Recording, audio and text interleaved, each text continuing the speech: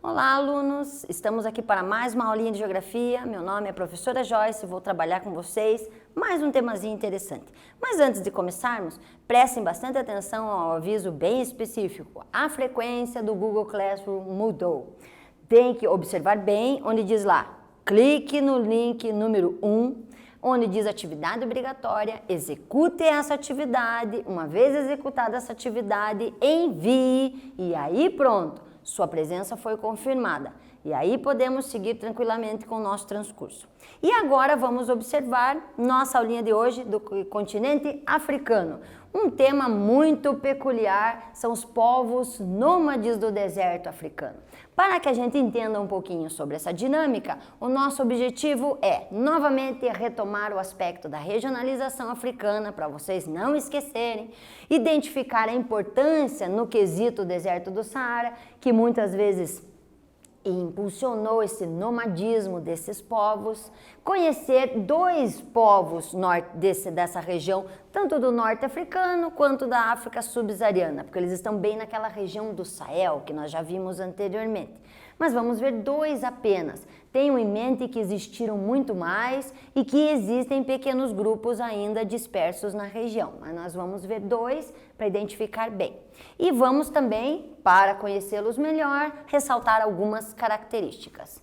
Para então começarmos, devemos então regionalizar a África. Novamente essa mesma imagem para você fixar bem a imagem da diversificação de terreno africana e do quesito número de países, o que nos impute aquela situação de divisão que é característica da regionalização. Então, regionalizamos para identificar uma característica que saliente. Como nós estamos usando essa questão de povos, nós vamos identificar mais aquela regionalização baseada em duas Áfricas. A África do Norte, chamada também África Mediterrânea, e a África Subsaariana. Identificando aqui, logicamente, por aquele mapinha que nós já vimos anteriormente. Neste mapinha nós vemos então, literalmente, a importância do deserto do Saara, da questão tropical e do sul africano. Mas, em termos populacionais, se divide em duas Áfricas, África do Norte e África Subsaariana. Categorizando em termos de países, nós vamos ter aquele mapa representado desta forma. Aqui a África do Norte, ou África Mediterrânea, e aqui a África Subsaariana. Veja que o contingente de países muito maior na África Subsaariana, que nós vamos ver na sequência. Mas o nosso pontinho aqui é esta região aqui, que nós vamos ver que do deserto do Saara. Mais uma imagem do deserto do Saara, já visto para vocês. Peguei uma imagem diferente para que vocês possam ver uma coisa bem peculiar, que também na nossa imagem só temos essa categorização de um deserto sem vegetação. Veja que aqui nós temos, neste ponto nós temos o que nós chamamos de dunas fixas e dunas móveis. Aqui nós temos as dunas móveis, não tem vegetação, então o vento movimenta essas elevações. Já onde tem vegetação, significa que não há movimentação do relevo, elas são literalmente fixas. É um deserto grande, mas erroneamente não é o maior. Áreas desérticas compreendem uma área que você tem uma diversidade pequena de vegetação e animais. E isso nós temos também em outros lugares. Os maiores são a Antártica e na região do Ártico, e aí vem o deserto do Saara. Também, erroneamente, muitas pessoas falam sobre o calor no deserto do Saara. O deserto mais quente não é o Saara, é a região do Atacama, no Chile. Mas isso fica para depois. Outras questões é ver o tamanho, obviamente, aqui colocado só para você ter uma noção real de localização em termos de tamanho, principalmente porque comparado com o Brasil, o deserto do Saara é maior que o território brasileiro. O território brasileiro tem 8 milhões e algumas coisas de quilômetros quadrados. Olha, o deserto do Saara é maior que o Brasil. E da onde vem o nome? O nome tem várias sugestões, não se chega a uma conclusão específica do norte do deserto. Mas eu gosto desse que fala sobre uma palavra literal de tradução do árabe ou do tuareg tenerê, que vem do nome Saara, Sara, mas também não é confirmado. Tem várias vertentes que falam sobre a derivação do nome Saara. O deserto do Saara vai compreender vários países, que é aquela situação que eu identifiquei para vocês, que nós temos que imaginar que os territórios estão nos desertos, não há um deserto solto, ele pertence a alguém. São eles a Argélia, o Chad, o Egito, entre outros. Não há necessidade de decorar os nomes, só para a gente ter uma noção pontual. E agora a nossa primeira atividadezinha. Para dar uma recapitulada, vamos lembrar das nossas aulas quais são as linhas imaginárias que cortam o território do continente africano.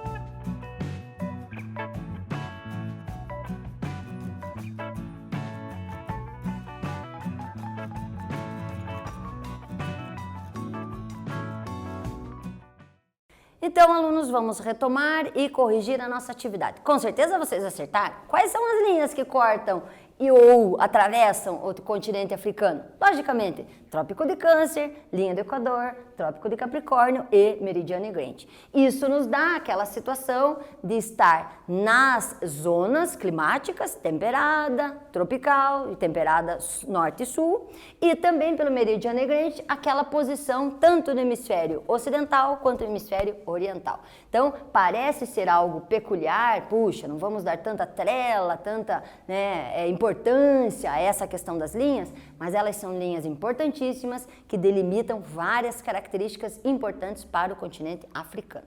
Mais algumas imagens do deserto do Saara. Veja que nós temos duas situações. Esta primeira é aquela que vocês com certeza têm muito na cabeça de vocês, que é aquele deserto, aquele aspecto, de areia o tempo todo, em todos os lados. E aqui nós temos uma característica bem peculiar, que é o oásis. O oásis muitas vezes é o berço de muitas cidades. Então quando você percebe essa região é porque literalmente chove no deserto. Só que com areia muito permeável, essa água permeia e infiltra.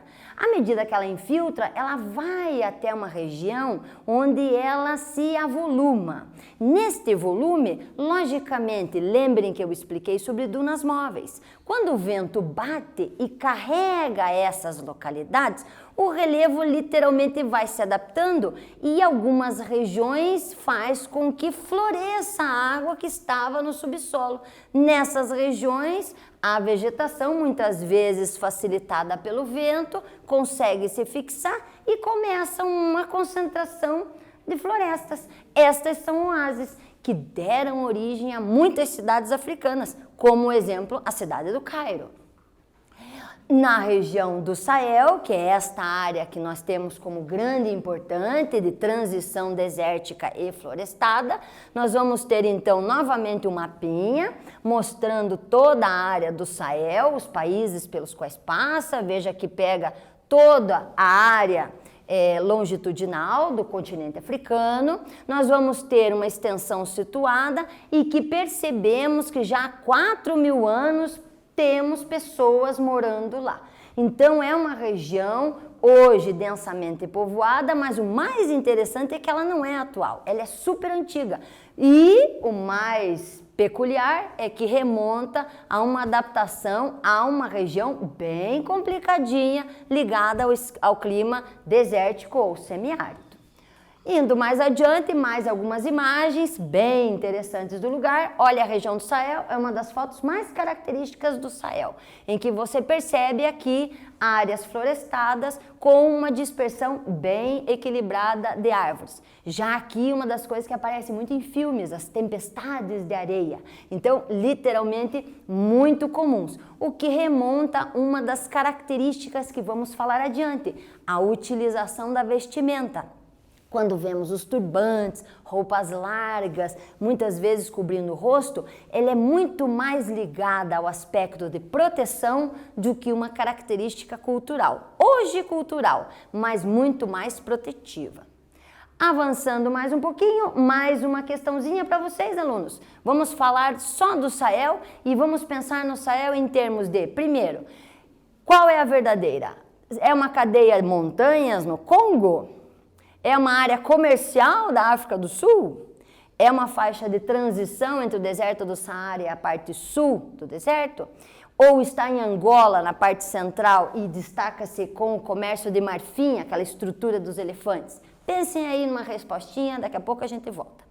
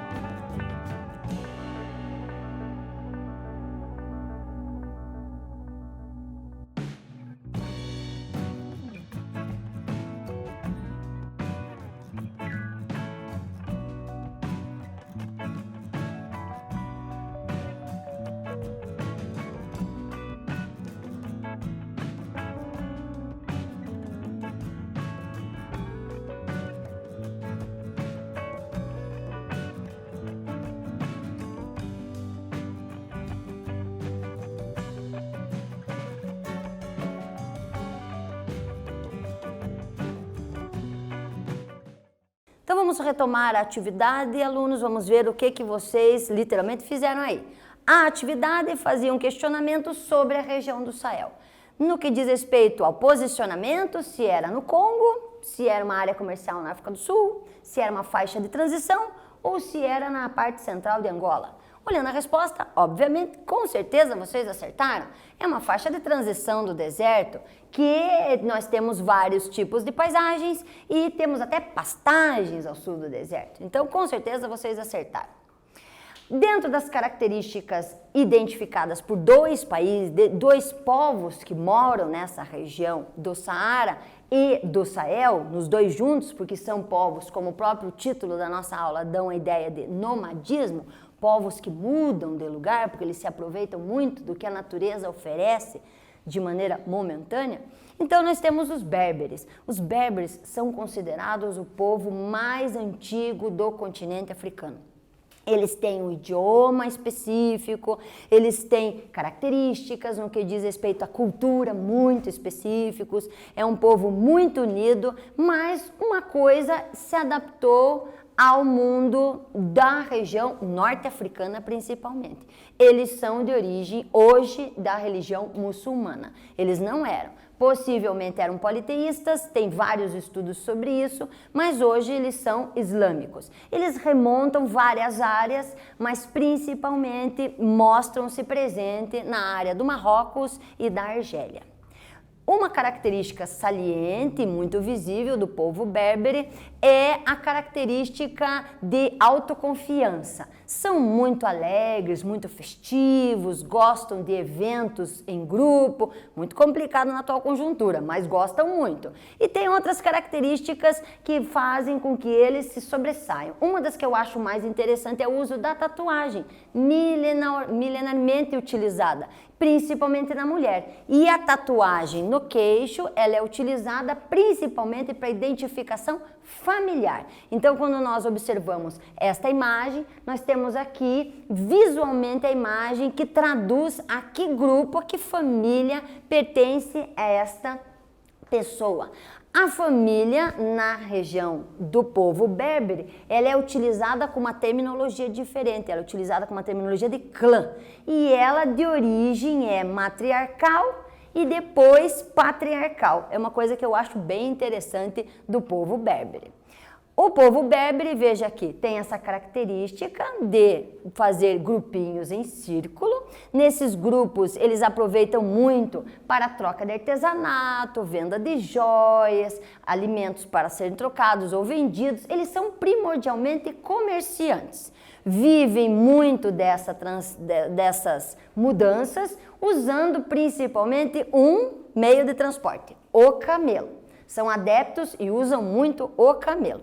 E, logicamente, passam mais tempo nas regiões dos oásis. Logicamente, pela questão frutas, verduras, alimentos e água.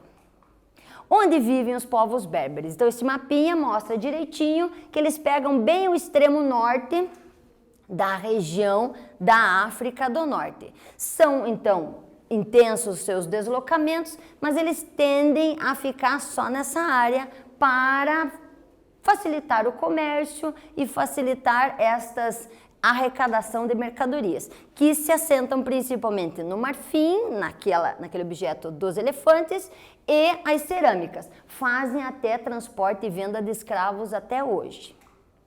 A culinária berbere é muito rica, percebam aqui, uma das áreas abastecida pelo comércio berbere, muitas sementes, muitas leguminosas e até destaquei aqui um prato típico deles, o burki. O burki é um folhado de carne, obviamente utiliza-se em maior quantidade a carne de cabra. A carne de cabra é a mais utilizada pelos povos nômades, pela sua resistência, com cebola e ovo frito. Diz que é uma iguaria sem fim, não experimentei ainda. As características, de novo, da mulher, então, além da tatuagem, a estética do vestuário, sempre com tonalidades escuras. Na verdade, a tonalidade escura para impedir que os raios solares penetrem a vestuário, fazendo com que haja então um isolamento térmico, diferente do que a gente imagina aqui, que a gente no inverno usa roupa mais escura, lá eles usam para impermeabilidade, para facilitar, e tem também uma característica de fazer desenhos geométricos nessas tatuagens, também é outra característica bem marcante da vestimenta berbere. Agora uma questãozinha para vocês pensarem sobre o povo berbere. Eles usam muito marfim, cerâmicas, pedras preciosas, até escravos. Eles usavam muito elefante como meio de transporte. A grande maioria dos berberes segue a religião muçulmana. São considerados os povos mais antigos do continente africano. Aqui você não deve marcar a certa, você deve marcar a errada. Então prestem atenção, leiam com calma as frases que eu volto daqui a pouquinho.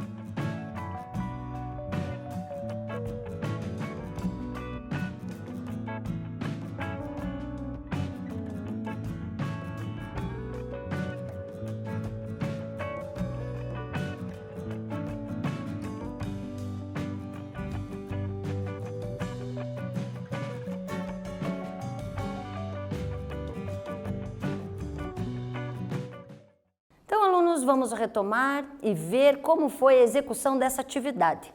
Nós temos atividade que deveremos marcar a incorreta. Então, olhando as atividades, vamos direto para a resposta. Letra A é verdadeiro. Marfim, cerâmica, pedras preciosas, escravos são e eram comerciados pelos berberes. Letra B, usavam muito elefante, gente? Não, nós frisamos que o meio de transporte mais utilizado pelos berberes é o camelo. Letra C, a grande maioria dos berberes segue a religião muçulmana? Sim. Acredita-se que antigamente não, eram possivelmente politeístas, muitos deuses, mas hoje em dia seguem a religião islâmica, inclusive falando o árabe como idioma oficial. E letra D, são considerados os povos mais antigos do continente africano. Ok, com certeza vocês marcaram errada a letra B então. Agora, mais um povo a ser destacado, outro bastante peculiar, são os tuaregues. Também habitam a região alta do deserto do Saara. São islâmicos também. Vejam que os povos nômades, eles assimilaram essa cultura e a religião islâmica, bem como toda a parte do norte africano. A sua principal língua é o Tamesh, Tamarresh, acho que se fala assim, só que o que salienta-se é a quantidade de indivíduos tuaregs. Eles chegam a 1.500.000, mesmo sendo uma quantidade nômade. Então, mesmo com esse aspecto de nomadismo, atingiram um grande percentual demográfico no continente. Uma característica bem peculiar deles e que já ressalta aos olhos quando você vê a imagem é que eles usam o azul, diferente do berbere que usa normalmente preto ou azul marinho como cor principal. Eles são considerados o povo azul, é o apelido deles. Vivem também dispersos pela África, ali mostrando o camelo, mas a gente vai ver que eles não usam só o camelo, a gente já vai ver na sequência. A característica deles, então, é este azul, que é o azul índigo. Eles vestem, e diferentemente do povo berbere, que salienta características faciais, com tatuagens, eles não. Eles cobrem totalmente o rosto, totalmente o corpo, ficando visível apenas as mãos, os pés também são bem cobertos, e na maioria das vezes, este senhor já está sendo considerado, assim, avançadinho, porque normalmente o povo tuareg só deixa visível a região dos olhos. Isso não é cultural, isso hoje é cultural, mas antes de mais nada, é uma questão de proteção perante aquelas tempestades de areia. E também como sendo um isolante térmico, como eu falei a vocês, a gente tem essa noção de que cores escuras fazem uma aclimatação. Na região da África, principalmente aos povos nômades, estas cores agem como um impermeabilizante, deixando mais fresco a parte do corpo do que em contato com o ambiente externo. Aqui, outra categorização, outra imagem, veja, de um senhor já de idade, ali mostrando seus objetos para venda. É um povo também comerciante, também é uma questão baseada em clãs, então eles chamam de clãs, não famílias. Eles se dividem muito, a sociedade tuareg é muito mais dividida do que a berbere. A berbere não tem uma classificação muito específica. Na divisão social tuareg já é mais específico. Então existe aquela situação de uma pessoa ser nobre porque nasceu de uma família nobre, ou ser de uma família de guerreiros, ou ser de uma família de trabalhadores artesanais, ou ainda serem professores. Eu até destaquei que eles até têm um nome específico, muito falado entre todos, que identificam o professor em uma posição muito importante, que é os marabutos, porque eles inclusive fazem muito a respeito da sua influência política. Na economia, obviamente, olha aqui, eles são ligados ao pastoreio, ao comércio, e eles são o povo que mais conseguiu fazer rotas longas no deserto do Saara. Por isso até eles começaram a diversificar o seu meio de transporte. Além do camelo, eles usam muito o cavalo. e também o boi, até por uma influência dos povos que ali migraram. Então, boi principalmente por causa da Ásia e cavalos também por causa da influência da Ásia. E essa região também, ali a imagem favorece a percepção de uma situação de grupo viajando, a qual nós vamos chamar de caravanas. E uma diferenciação também é que essas caravanas, elas não têm um cunho sem destino, elas sempre são muito pontuais, sempre têm objetivos muito específicos. Vamos buscar água, vamos buscar camelos. Não é um povo que é nômade simplesmente porque houve um acontecimento ou uma situação. Não, eles são específicos no quesito caravanas. Isto também identifica este povo. Os costumes deles, eles têm várias formas de habitação. Aqui tem uma que é a portátil. A portátil em tendas, como vocês já devem ter visto em muitos filmes, inclusive. Mas também usam casas fixas. Eles têm casas fixas pelos lugares aonde eles passam. Então, eles fazem uma casa fixa, saem, fazem a sua caravana e depois de um tempo voltam para aquela casa fixa. O nome dessa casa fixa é o tubs. Ela é feita principalmente por blocos de pedra encaixadas, recheadas com palha, para também aproveitar o isolamento térmico. Há essa habitação provisória, chama-se zeriba, e a casa fresca de verão, que eles chamam, são casas feitas com material bem permeável e que aproveita bem a situação dos ventos fluidos da região, também muito usada por eles. Mostra também uma evolução, mostrando que se adaptaram bem à região. A alimentação deles é bem diversificada, que eu acho bastante interessante salientar. Eles usam muito pão, muita bebida a partir de leite, usam muito o que a cabra pode fornecer, usam muito chá, principalmente hortelã, arroz é a base da alimentação deles e também a utilização de queijos e iogurtes a partir do leite de cabra. Então, assim, bem diversificada, bem colorida, mostrando uma adaptação muito legal à região do norte da África. Agora aqui vamos fazer mais uma atividadezinha, gente, sobre economia tuareg. Um aspecto relevante. Puxa aí alguma coisinha que você achou interessante sobre a economia deles e escreva aí que nós já vamos retomar com vocês.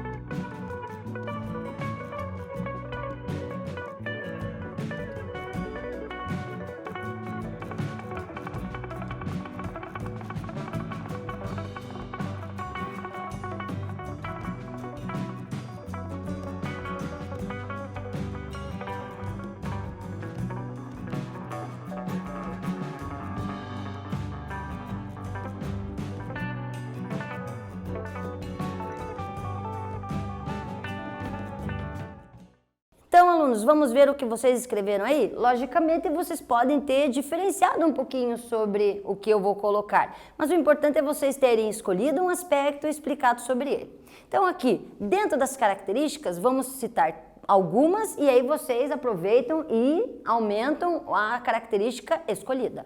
Então nós vamos ter um povo ligado ao pastoreio, ao comércio, bem diversificado, bem rico nesse sentido. Eles fazem rotas ao longo do Saara, não são um povo como o Berbere numa região só, eles atravessam o Saara. Eles fazem suas caravanas com motivos específicos e não só usando camelos, usam o boi, usam o cavalo, também podem usar os artifícios, logicamente não usa os meios de transporte convencionais em detrimento daquela situação da mobilidade do deserto. Então essa situação do deserto estar se modificando impede a utilização de metodologias mais tradicionais que nós usamos de transporte. Mas é com isso que a gente tem o povo tuareg. Para finalizar, é importante a gente ressaltar primeiro, a regionalização da África, aquela situação, nós retomamos que principalmente dois tipos de regionalização. Uma regionalização em 5 e uma regionalização em 2. Esta em 2 possibilita uma visualização dos povos e de como eles se adaptaram, por isso que a gente utilizou ela com mais evidência. Segundo, a dimensão do Saara, entender que o Saara é gigantesco, maior que o Brasil, inclusive, e que nele existem países, e que esses países têm suas estruturas políticas e povos que se adaptam a essa região, incluindo os povos nômades que ficam ali saltando entre países. E que, logicamente, dentro dessa situação nós vamos ter uma área intermediária, que é a área do Sahel, muito importante porque pode fazer essa flutuação entre a área desértica e a área florestal. E finalizando, salientamos dois tipos de povos nômades no deserto, que são povos que se adaptaram ao deserto, mudaram com o tempo, mas sem perder a sua cultura original. Então isso faz com que a África seja traduzida como um continente rico, rico em termos culturais, econômicos e físicos também. Espero que tenham gostado e até o nosso próximo encontro.